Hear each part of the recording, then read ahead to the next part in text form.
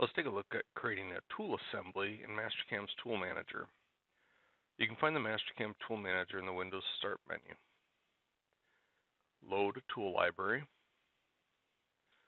Open up the Assembly, the Holder, and the Cutting Tools tab by double-clicking on them in the Database Explorer.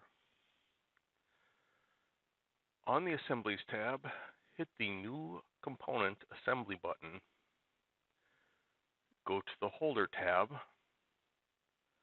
find the holder you want to use, left-click and drag it down to the bottom left-hand corner on the assembly tree.